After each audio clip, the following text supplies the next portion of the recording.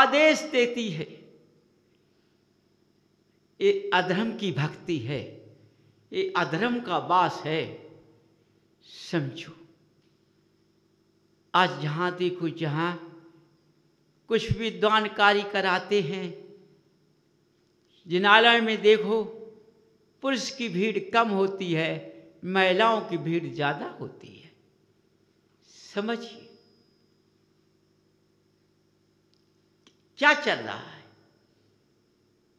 आज ज्ञान की रेखा कहाँ जा रही है? कितने खुश होते हैं मनुष्य कि यहाँ पत्नी कितना धर्म कर रही है। यदि उसके पास धर्म का वास होता तो तुम्हारी निंदा की बात नहीं करती। उसके पास धर्म का अंश नहीं है, अधर्म का अंश निंदा की बात करती है, तुम्हारी बात को टाल देती है, अपना हुक्म जमाती है। क्या है? इसलिए आज धीरे धीरे धर्म कहाँ जा रहा है। इस जिनालयों का क्या होगा? आज के विद्वानों ने भगवान को भी दोषी बना दिया है।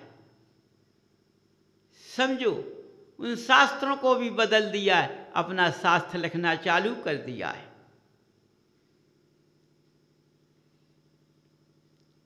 तो बंधुओं, अपने नेत्रों की रोशनी से क्या देख रहे हो तुम? क्या देखने को मिल रहा है तुम्हें? कितने खुशी से हमने अपने बच्चों की शादियां की हैं, और जब बच्चों की शादियां हो गई, बच्ची की शादी हो गई है, इसके बाद हमको क्या फल मिला है कि हम पानी पीने के लिए तरस रहे हैं। हमारा पुत्र या हमारी पुत्री कोई पानी देने को नहीं है। क्या कहते हैं? स्वयं भर लो। पत्नी क्या कहती है? सच तो कह रहा है लड़का। क्या समय आ गया है। इसलिए बंधुओं, इस परंपरा में मत पड़ो। कौन तुम्हारा है, कौन तुम्हारा है? कोई तुम्हारा नहीं है। जो तुमने बंधन किया वही तुम्हारा है। आज का समय, आज का ज्ञान का पता नहीं है।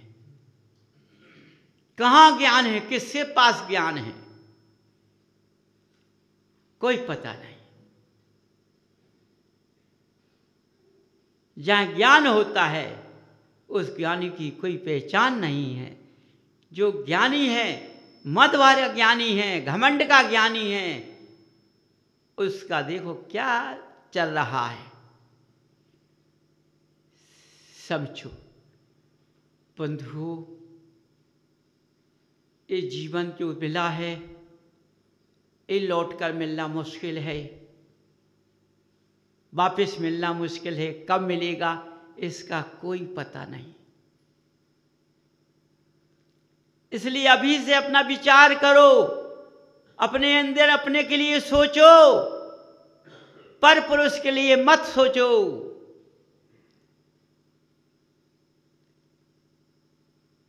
अपना अंदर अपनी धर्म रुखा को रखकर अपनी भावना को बदलो।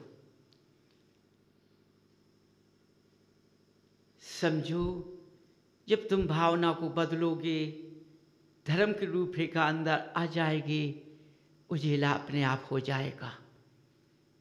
समझो, जहाँ धर्म हो जाता है वहाँ पुत्र पिता की पहचान कर लेता है, पिता पुत्र की पहचान कर लेता है, स्त्री पति की पहचान कर लेती है, पति अपनी पत्नी की पहचान कर लेता है।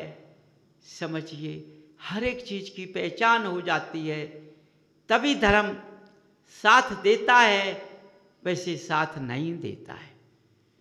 समझो, इसलिए बंधु, इस जीवन को देखो, जीवन के रास्ते को देखो, समय को देखो। जो आज का समय है निकल जाना, कल नहीं मिलना है। कल का समय दूसरा आएगा, और कल का समय निकल जाएगा तो परसों का समय तीसरा आएगा, लौट कर वापस नहीं आएगा। आज हमको क्या लिखा है, कल हमारा क्या होना है, परसों हमें का कोई पता नहीं। दिन में घंटे का समय पता नहीं। हो सकते हम दिन भर हंसते हैं, जब शाम आती तो गिर पड़ते हैं। क्या हो गया, खड़ा खड़ा गिर पड़ा, रिपट के गिर गया, क्या टूट गई, जोखम हो गया, चले गई। पूछो दिन कितना अच्छा, उस दिन पूरा नहीं हुआ, वो जोखम आ गया। समझो बंधु, इसलिए धर्म की रूपरेखा में बदल जाओ तो ये मनुष्यगति बदल जाएगी, तो ये तुम्हारे दिन अच्छे निकलने लगेंगे, बुरे नहीं निकलेंगे, परिवार अच्छा हो जाएगा, रास्ते से लग जाएगा, तभी ये पुद्गल अच्छा होता है, नहीं तो अच्छा नहीं होता है। ये भोग कर जाएगा तो चारों तरफ के व्यक्ति देखेंगे, क्या मिलेगा। इसलिए बंधु, समय की रूपरेखा को देखकर चलो, ये जीवन पार हो जाएगा, अन्यथा नहीं होगा। वाणी सब महावीर भगवान की जय। इसके 4 पन होते हैं।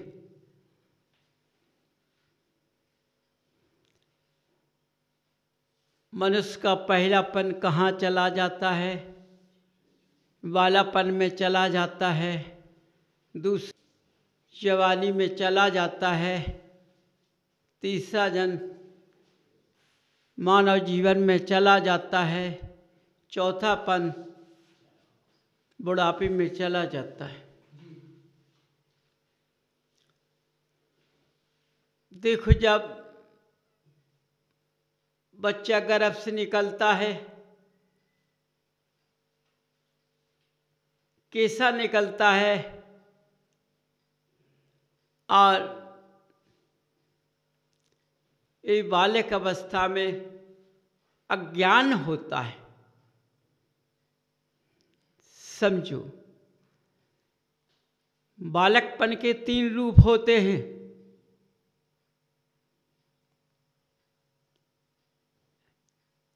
बच्चा जब अज्ञान होता है, अज्ञान के कारण अज्ञानता में निर्विकार होता है।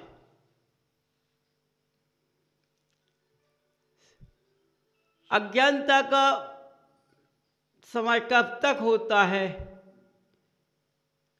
ज़्यादा नहीं होता है, थोड़ा होता है, इसके बाद पहचानने लगता है।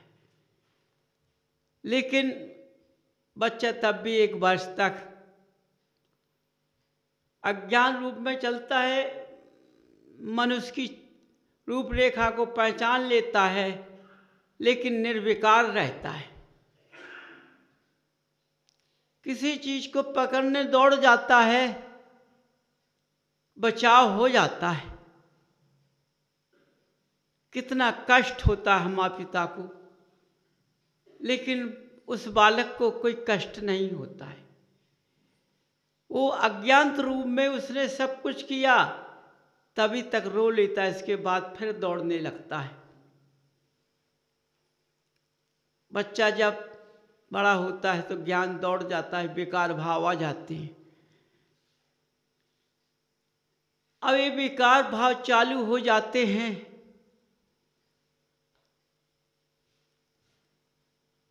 इसका सुझाव जिस सांसे में ढालो उस सांसे में ढलना चालू हो जाता है।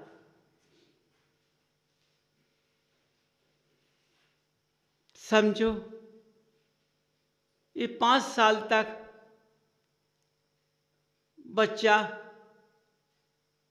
अपने उसी अज्ञानता रूप में चलता है, लेकिन 5 साल के बाद ये पहचान लेता है, बात को समझने लगता है, और रास्ते में जिस तरह इसको चलाओ उस सुझाव में ढल जाता है।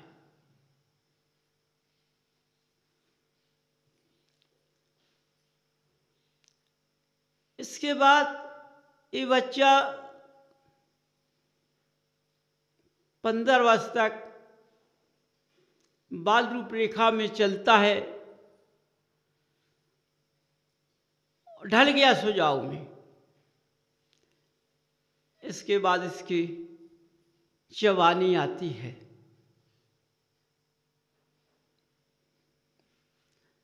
देखो बच्चा 15 साल में जिस तरह ढल गया उसी तरह उसका ढलता हुआ चलता है। अब जिसमें सांसे में ढल गया उसी सांसे के अनुसार बच्चा अपनी अंगड़ाई लेने लगता है।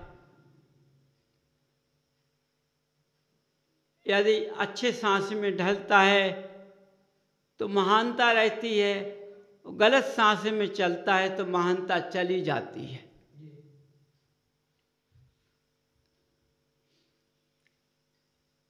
मनुष्य का जीवन इस तरह से चलता है, यहीं से इसका बनना है, यहीं से यहाँ बिगड़ना है। तो आज मनुष्य कहाँ से बिगड़ रहा है? इसी रूपरेखा से बिगड़ता है। उसने अपने को पहचाना कहाँ है? अपने को नहीं पहचाना, पर को देखा है, पर को पहचाना है, पर को देखकर चलता है, पर को देखकर जलता है।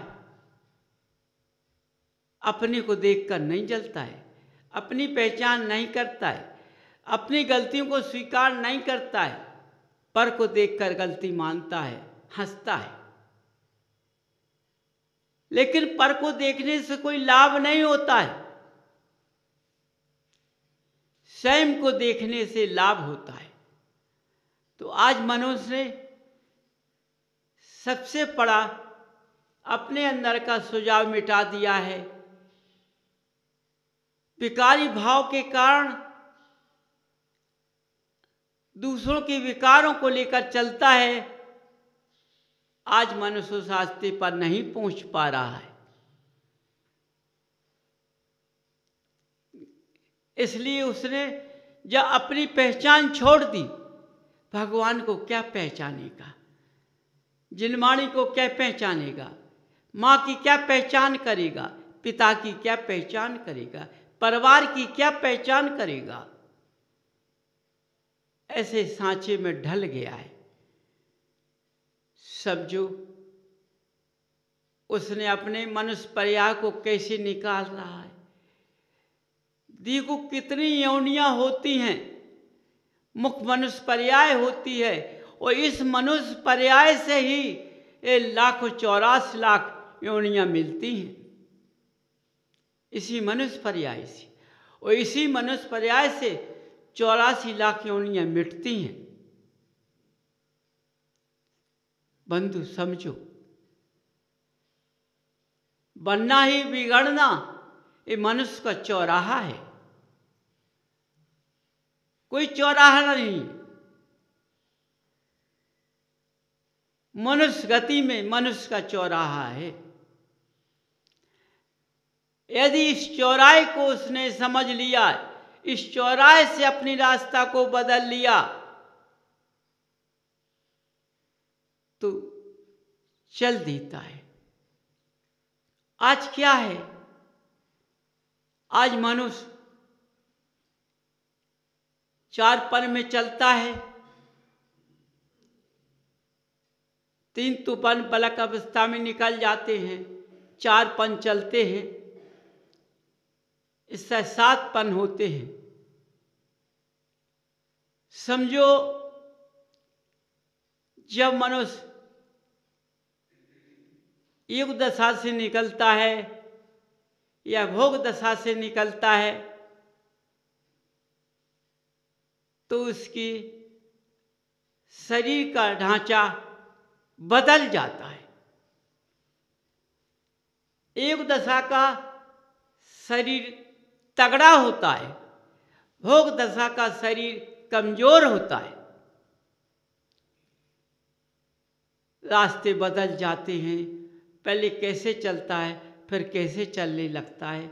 इस शरीर की कमजोरियां भोग दशा में आ जाती हैं। समझो, देखो पहले मनुष्य की उम्र कितनी होती थी, कितना अच्छा चलता था। आज मनुष्य अपनी उम्र को पूरी काट नहीं पा रहा है। क्यों? अपनी पहचान छोड़ दी, भगवान की पहचान छोड़ दी। भगवान को जानता ही नहीं, भगवान होते कौन है। अपने को भगवान मानता है। कभी ज्ञानी ने अपने ज्ञान को समझकर ज्ञानी नहीं माना है, वही ज्ञानी होता है। और जिस ज्ञानी ने अपने ज्ञान को मत के कारण ज्ञान को दिखाया, वह मनुष्य ज्ञानी नहीं होता है। ज्ञानी मनुष्य कभी मतधारी नहीं होता है, अहंकारी नहीं होता है, स्वाभिमानी नहीं होता है।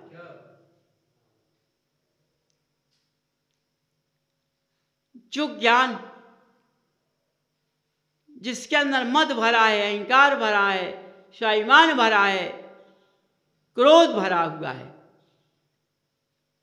वह ज्ञानी नहीं है। वो ज्ञानी मानता है अपने को, लेकिन वह ज्ञानी नहीं है। क्यों? ज्ञानी का रूप बदल गया है। समझो, रूप बदल गया है ज्ञानी का। लेकिन ज्ञानी जो होता है उसका रूप नहीं बदलता है, वो ज्ञानी कहलाता है। ज्ञानी के अंदर कभी स्वाभिमान नहीं होता है, क्रोध नहीं होता है, मान नहीं होता है, अहंकार नहीं होता है। यदि उस व्यक्ति से कोई अशब्द भी बोल जाए तो हंस के समझा देता है, हंस के उस बात को टाल देता है। समझो, ज्ञानी ने दूसरे को कैसा बोल देख करके उसको किस तरह समझाया, हंस खेल कर, वही ज्ञानी कहलाता है। आज चारों तरफ ज्ञानी देखो कैसे हैं, स्वयं देख रहे हो। जरा जरा सी बात पर क्रोध आ जाता है, जरा सी बात में अहंकार भर जाता है।